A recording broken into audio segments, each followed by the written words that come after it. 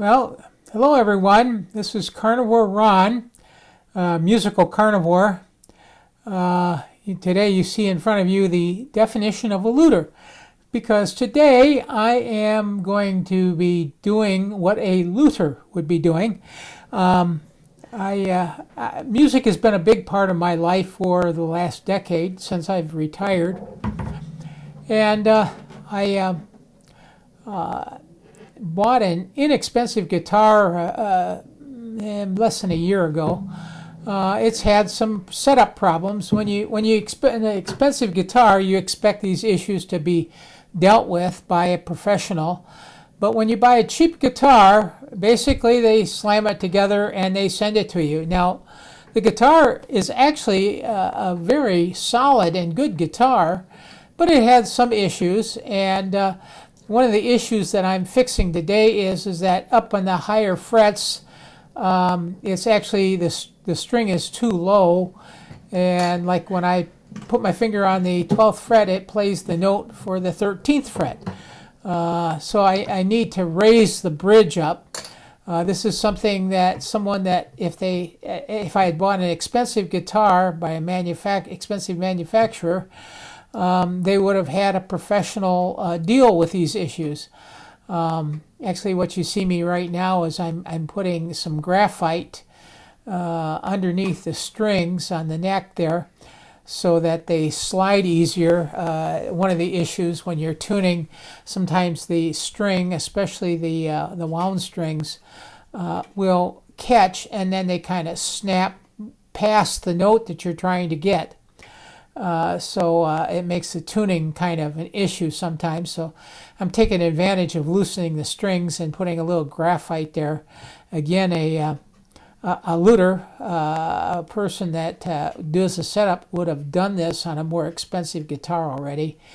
But today's project, this is something that, being pre-carnivore, I probably would not have tried taking on, but I noticed that my mental abilities and along with my physical abilities seem to be improving as time goes on this diet.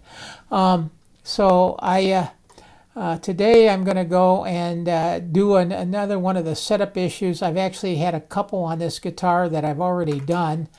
I'm going to have to loosen the strings, which I did already, and then I'm going to lift the bridge up, and I'm going to make a little shim actually out of a piece of plastic that comes from I'm just going to trim, create a shim from a guitar pick.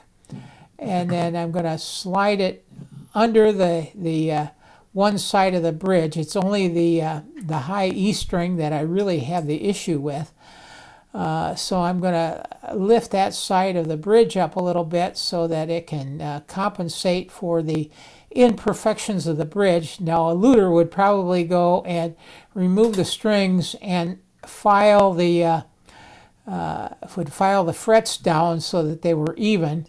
I'm doing kind of a cheapened or easy version that creates the same results. I'm lifting the bridge up just a little bit on one side.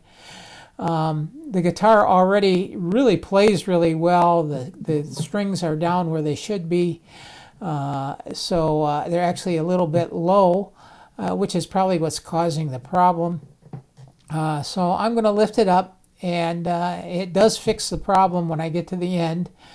I did have another issue that happened that I was actually done with repair fairly quick, but it ended up taking me about an hour because I had something else that you'll see later happen.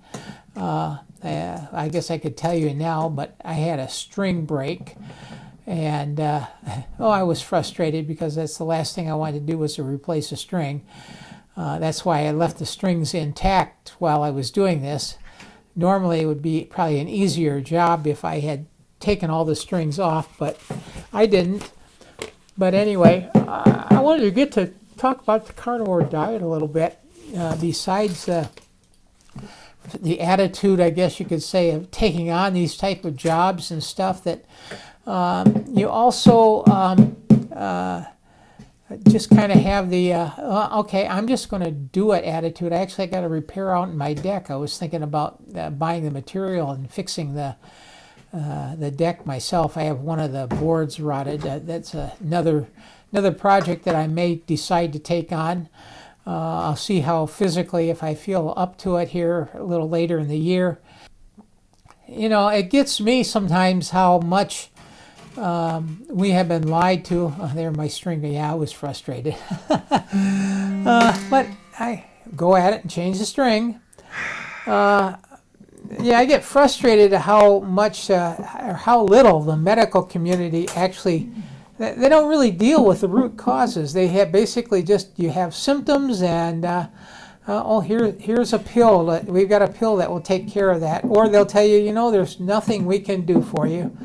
If they don't have a drug that fixes it, there's nothing they can do. But I think there's been so many people that have had cured so many incurable conditions, rashes, even cancer has been reversed with the carnivore diet. It just basically, you find out that cancer loves sugar. You can do your own research on this. Look to some of these metabolic researchers online and see what they say. But I just wanted to make this short video. Yeah, you can tell I'm just testing out the repair. I got the string changed and I got it tuned up. And anyway, without talking to you anymore, I'm going to end this video here in a few seconds. I just wanted you to have the best day that you can. Enjoy your life. Enjoy the time that you have. This is your one shot at it. I wish I had known about this diet decades ago, but nope, nobody was telling me about it. I stumbled onto it through the YouTube and internet, and I hope you do the same thing and you do your own research and find out what works for you. Anyway, with that said, you guys just have a great day. And oh, by the way, I would suggest that you eat